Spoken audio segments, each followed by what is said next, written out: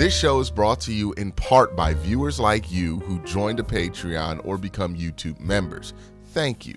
And if you could, hit the like button and subscribe if you want more Browns-focused content. So I have to admit, I'm not a huge fan of redrafts, at least the way that redrafts have been done traditionally. Most of the time, you get a redraft, somebody just kind of goes on Pro Football Focus, they sort by Pro Football Focus grade, and they do redrafts like that. They're very low effort, very high clickbait content, and very rarely do you get redrafts that consider what that team at that time was looking for, and think about like what would be realistic to select in that pick range, right? We could do a redraft and go to 2022 and say, yeah, let's take Brock Purdy in the first round, but that wasn't gonna happen ever in 2022. That wasn't a possibility. Nobody was thinking of doing that. So I want to approach this subject differently. I want to have a redraft that considers all of the things I've said earlier, but also a redraft that also considers continuity, and that's specific to a team. Now, this isn't an exercise to judge Andrew Berry by. This is more of a fun off-season thought experiment for me, right? And what I want to do is go through 4 years of the draft over 4 weeks, do 4 different redrafts, and then have those redrafts accumulate on top of each other, and then see how that changes what the Browns starting lineup would be from year to year to year, and how small selections here or there really could make a massive difference by the end of this experiment. So that's what we're going to do. It's going to be a 4-year redraft experiment, and maybe I'll add to this as time goes on. It could be a fun thing to do, but we're going to start with the 2020 draft, and I think the 2020 draft is a great place to start because that's the beginning of the Stefanski-Berry era. That is a draft that, you know, is not great for Andrew Berry. I think we can all admit it, even if you're the most diehard Andrew Berry supporter. You look at the 2020 draft and you see a lot of missed opportunities there. And, you know, how could that draft have been done better while still accomplishing the goals when it comes to position and everything else? So what I went into this redraft thinking about is, one, I want the positional makeup of the draft to be pretty similar to what it was. It doesn't have to be exact, but it does have to be similar, right? Over the entire 4 years, I want to address the same positions that the Browns were trying to address at that time. Also, I want to make sure that anybody I replace for a pick, right, were within at least 32 selections of that pick in itself. So I don't want to reach all the way to the 6th round for a 2nd round pick. I'm going to keep it within that range of where guys were actually going in the draft in order to keep this a little bit more grounded and, to be honest with you, a lot more interesting. I think when you put limitations on the redrafts that kind of ground them a little bit closer to reality, it makes the whole thing a lot more entertaining, in my opinion. Hopefully you agree with me by the end of this video. So that's the premise of what I'm going to be doing in these redrafts. These are going to stack on top of each other. So I am going to consider what I drafted in 2020 when I do the 2021 redraft and everything else. But let's start with the most obvious redraft selection of all time, which is 1st round, 10th pick, Tristan Wirfs over Jedrick Wills. I don't think this one needs to be explained very much. Jed Wills, who had a decent enough start to his career, just completely cratered over the last 2 years of his NFL career. While Tristan Wirfs over the last 2 years has turned into a absolute all-pro. He's 4-time Pro Bowler, 3-time All-Pro. He's moved around, played multiple positions on the offensive line. I believe that he played guard to start, right tackle, now left tackle. There is a question of if you draft Tristan Wirfs in 2020 and you ask him immediately to play left tackle for you, will he be able to perform at the same level that he is now?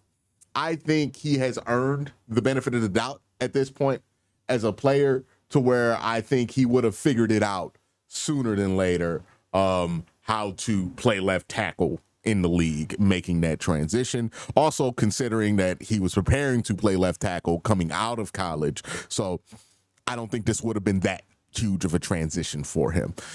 So you take Tristan Wirfs with the 10th pick, you plug him in at left tackle, and then we get to pick 44, which is Grant Delpit. Now, Grant Delpit's a solid selection for the Cleveland Browns. He's like just below a Pro Bowler, right? Like if he had a more consistent output, he would absolutely be a Pro Bowler. But he's still a really good, effective player.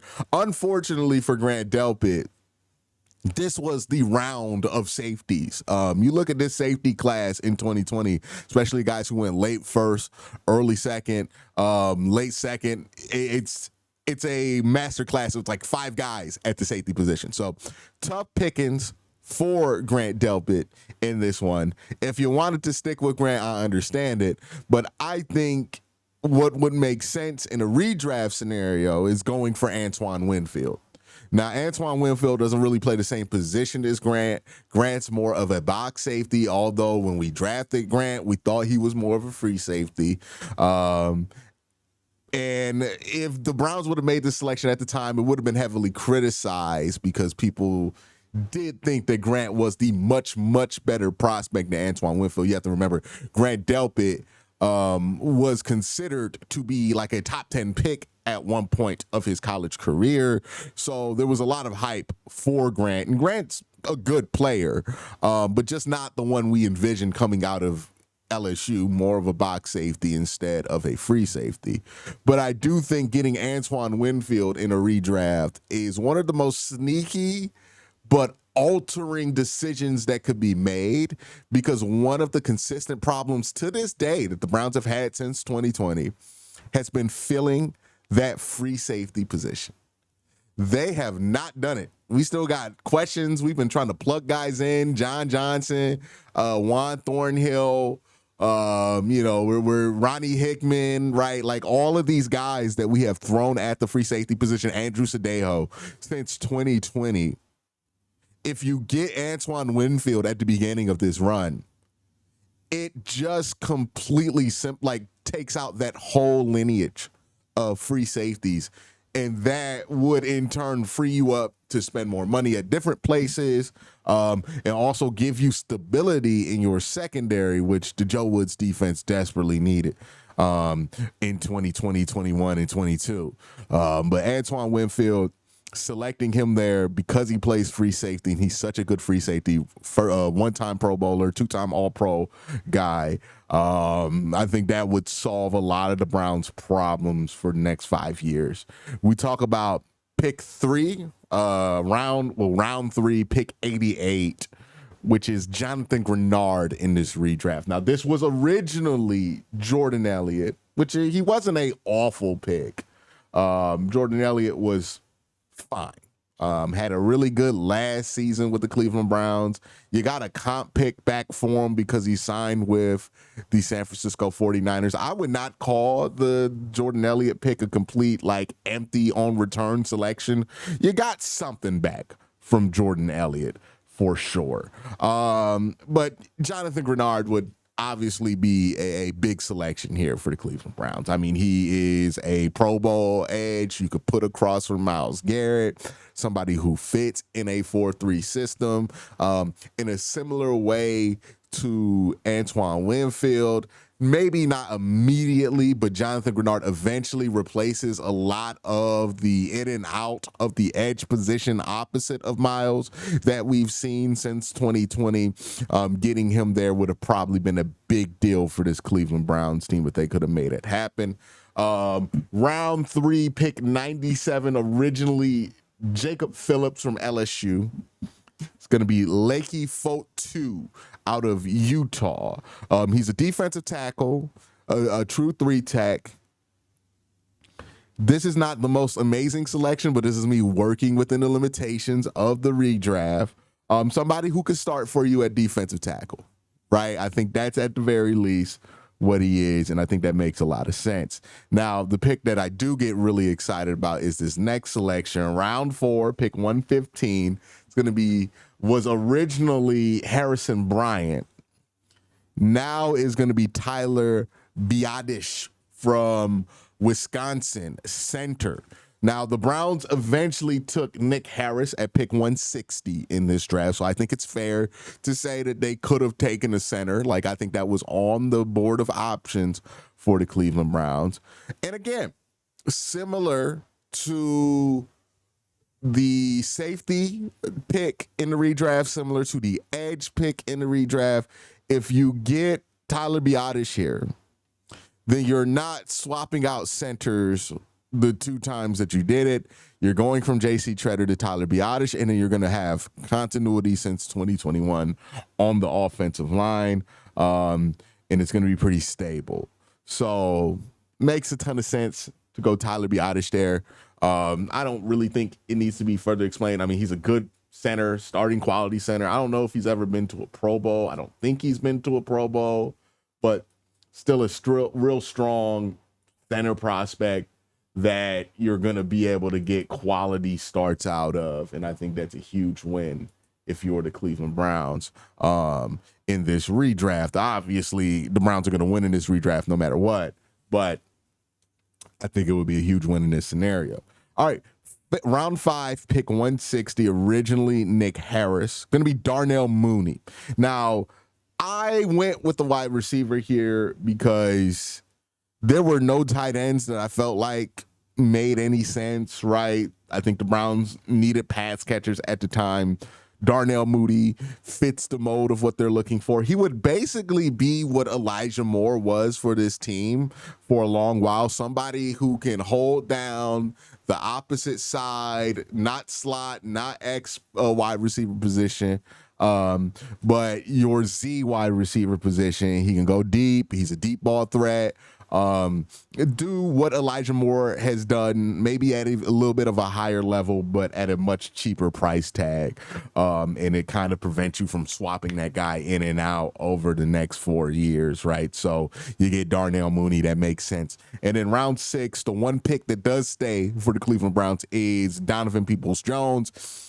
Not going to find much better value at 187 than what you got with Donovan Peoples-Jones. That was a really good selection by Andrew Berry. I don't wish to try to improve on it. So that is the 2020 redraft. Now let me pull up the starting lineup and how this would change the starting lineup, because immediately it doesn't change the starting lineup too much. But as we go through these redrafts, you're going to start to notice that it's drastically changing the starting lineup to what we recognize it, right? It's kind of like an alternate history project, right? Where at first you don't really see much of a difference, but then you get deeper and deeper into the scenario and then things look completely different. So first thing that's noticeable, and the only thing that's noticeable on offense, is that Tristan Wirfs is there instead of Jed Wills, which, I mean, that's the easiest swap to make, right? If you could go back in time, change that draft, I think everybody's getting Tristan Wirfs. Cool. The 2020 defense switches up a tiny bit as well, right? You're still playing Denzel Ward. Larry Ogunjobi is going to start. Not Trent Richardson, but Sheldon Richardson's going to start. I don't think Jonathan Grenard starts over Olivier Vernon at that point, right? But Antoine Winfield does start over Andrew Sadejo or Demarius Randall, whoever he beats out in camp, which changes a lot for that 2020 defense. Because if you remember, the main thing that plagued that defense was we got god-awful safety play from Andrew Sadeo. It was a meme at a certain point how much people just blamed Andrew Sadeo for every problem the Browns secondary had. Well, you have Antoine Winfield there. Maybe you still have some issues because it wasn't all on Andrew, but Winfield's definitely more of a playmaker than Andrew Sadeo. So maybe he makes a couple of extra plays. That changes things. The question I want to ask y'all in the comment section down below is, do you think these small changes, right, going from Jed Wills to Tristan Wirfs in 2020 and going from Andrew Sadeo to Antoine Winfield, do you think that gets the Browns to the conference championship that year? It's an interesting alternate scenario to think about. Ultimately, it's more of a fun exercise. It's not a real meaningful exercise or a real tool for critique at all. This is all hypothetical, right? We don't know if Antoine Winfield will be Antoine Winfield if he got drafted to Cleveland in 2020, but let's use our imaginations a little bit. Do you think that team could beat the Chiefs if that game unfolded the same, except for now you have Antoine Winfield instead of Andrew Sadeo, and now you have Tristan Wirfs instead of Jed Wills? Keep in mind, the rookie versions of those guys, not the all-pros that we all know and love, but the rookie versions of those guys. Do you think that makes much of a difference? I think it's a bit of a toss-up whether it would change things, in my opinion. But let me know what you think in the comment section down below of not just this redraft, but the concept of this redraft. I hope you guys enjoy it. Y'all have a great day. Have an even better night. Peace.